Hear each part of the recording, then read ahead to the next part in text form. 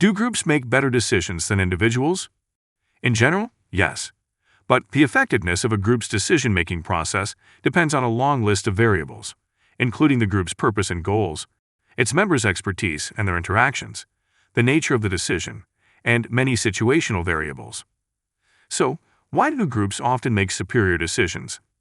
Because groups have access to more resources, have a greater capacity to process information, and can more readily detect reasoning errors. And when the conditions are right, groups identify a greater number of high-quality options.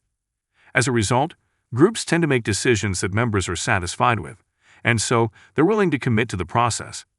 Despite these advantages, group decision-making also comes with challenges. Groups usually require more time and resources, and they're more susceptible to performance-inhibiting processes, like social loafing and polarization. Plus, it's more difficult to identify an individual's contributions within a group. How do we know who should make decisions? In some situations, groups are best. In others, an individual can be responsible.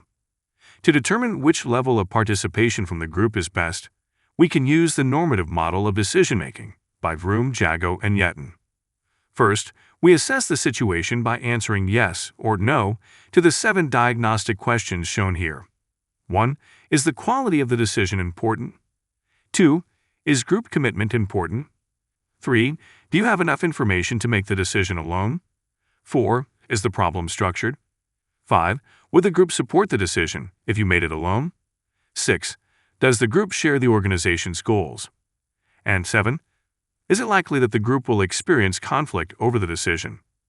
The second step is to trace your answers on the decision tree shown here, and select the recommended level of decision-making.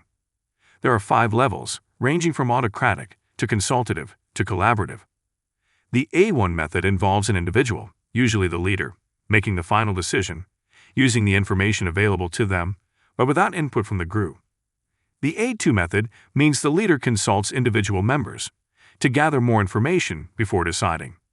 They provide very few details and request specific information. The C1 method involves the leader consulting the group and asking for their input before deciding.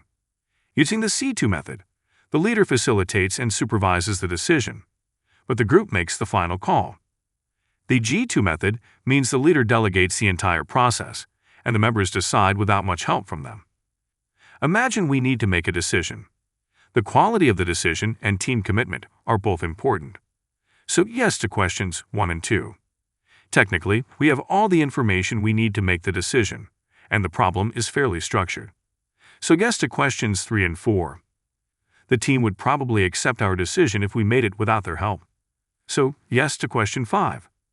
The team shares the organization's goals, and conflict over the decision isn't likely. So yes to question 6, but no to question 7. If we trace these answers, we see that the model recommends consult individually.